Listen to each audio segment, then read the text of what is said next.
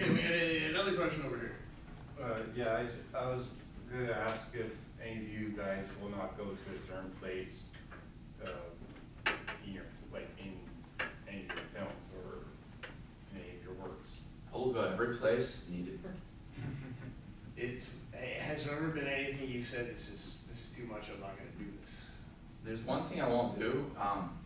Jesus, can you say the word? Cigarette? I can't do that.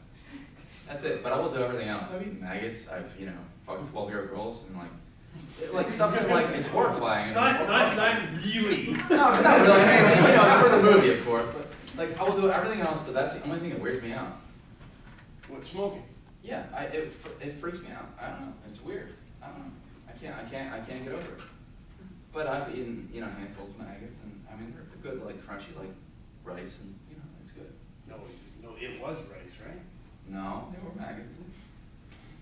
The Maggot Films trailer. I have a mat. That's a mouthful of maggots.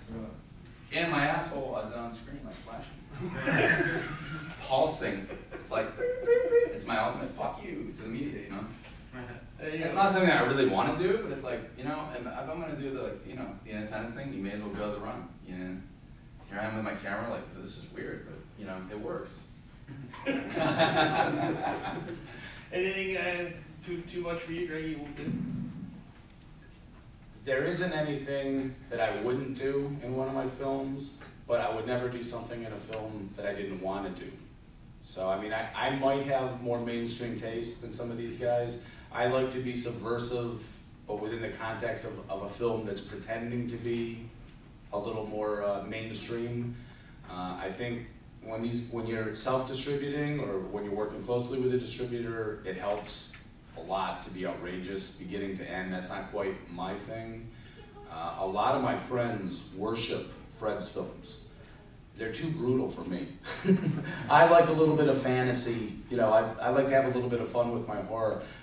I don't think I would be going to the boundaries that Fred does, not because I have anything against it. I think it's perfectly legitimate, and from what I hear, he's brilliant at it. It's just not my taste. So anything that I want to do, I'm going to do. That's what an independent filmmaker is about. But I wouldn't feel pressured by someone to put something like that in either. If that makes sense. It's on you now, too. It all depends on the story. It's what we're making right now. If it needs to be, disgusting and over the top for the story, then it needs to be disgusting and over the top for the story. But we just don't put shit movies for, just to be like, oh, let's try to do something so outrageous to blow people's minds. It's like, let's put something in there that's going to really affect people. Yeah. Like the last scene in Masthead or something like that. Something that was just, let's do something that will really, in the whole context of the story. It does make sense within the whole context of the story. Absolutely. Yeah, it's always out of the Even though the scene is completely gratuitous, is not gratuitous to the film. And I think that's how we've always looked at it in all of our films. So. Has anybody seen Masthead? So you guys know the part I'm talking about, right? Yeah. It's fantastic. Masthead's here, by the way. Yes, he's sitting in the front row. I should have brought my. Watch yourself. I used to say that I would never do any kind of child porn or child molestation, and I don't mean buttocks. There is a scene that I will have in an upcoming movie that I've talked to Jeremy from Toetag about. We were supposed to do it this year for a movie called I Told You Not to Call the Police.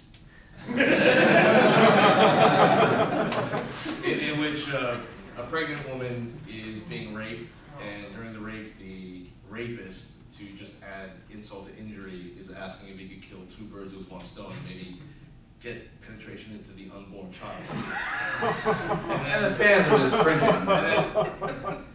He can't do it, so he cuts her open, cesarean, or Hail Caesar, and pulls out the baby and finds that the hole is too small, so he widens it, and then rapes the baby, and then there's an umbilical cord strangulation kind of thing. But I've learned that. By the way, I wanted to say that I'm making these sex horrors like Breaking Her Will, Ravage the Scream Queen, to fund the comedies that I like to do. So I make sex horrors, rape movies. It's all about offending, Which and sell then, a lot. and then creating a You'd comedy. be horrified to see how fast they sell. If anyone's trying to make a movie, your first movie should be a rape movie. And you will make a lot of money. And then you can laugh at everybody. You know, everybody doesn't laugh. But instead of buying a car or stuff, I put it into making movies like Ant Farm Dickhole. But anyway, I talked to Jeremy about it, and we're doing it. It's just that we're not doing it now.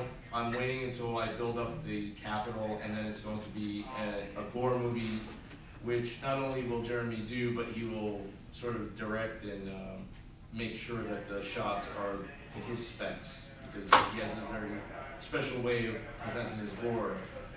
The reason why, correct me if I'm wrong, he said he hasn't done it yet is, I guess there were restrictions on things, and I'm a man without restrictions, so I can show everything that he wants to do. So this would be the first case where I relinquish control, where I just say, I want this, you do it, tell me how to shoot it, and I've never done that before.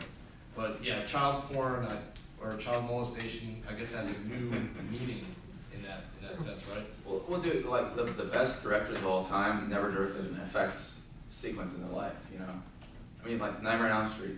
Wes Craven never touched the effects. You know, he was like, that's the effects guys. They direct that. They do it. John Landis, same thing. Rick Baker took over. You know, he did his thing. But if you're an effects artist and you're directing your movie, it's a whole other weird fucking parallel. But yeah, well, he's actually the first effects person I talked to. that's not extreme. That he can see it through and through. Well, I've talked to several, and they just do effects. They don't know anything about cinematography. They don't know how the the shots shots and should all be. that stuff. Yeah. And Fred's here too, so he can chime in. What they're good at is the camera doesn't pan away from stuff. So, you know, usually Hollywood cheeses out, and the camera moves away while something happens, and they're masters at, you know, one shot you see everything. So Yeah, the nut bag explodes and you didn't see it. You know. so, Yeah, so- actually, I like the story about Pence's Home Invasion scene, the Christmas one. Yeah, it's all movie magic and like photography to like make you believe what you're seeing. But you guys were all moving around just outside the frame. Jeremy's pumping blood, and you're applying makeup and shit just on the fly. It's absolutely crazy. It's like, you know, especially on the Underground films, Jeremy would be like under a rock or behind a table or something like that, all squunched up and contorted, and he's got his little blood spray. He's got, you know, makeup on a brush right here, ready to go to get in there real fast, and you know, the camera would make sure that you don't see any of that stuff. And, you know, the way we like to do it is to keep that illusion of the violence being real. And when you do the knife going up, cut, the reaction, cut, the knife going down, cut, you know, the impact, cut, it takes away from the brutality and the violence. Yeah, you lose. There's no rhythm to it. We try to figure out the best ways, because, you know, Jeremy and I are both special effects artists. Jeremy does all the special effects with Toetag.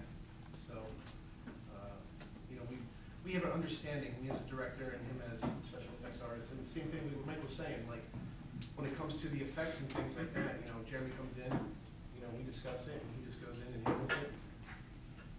You know, we move fast. All right, you got any more questions? You're right there. What the hell do you want to ask?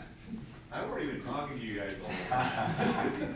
But by the way, everyone who has stayed, you get rewarded. Well, I don't know if it's really a reward, but I have a box of DVDs. Whatever you don't have, just come up and it's like Halloween.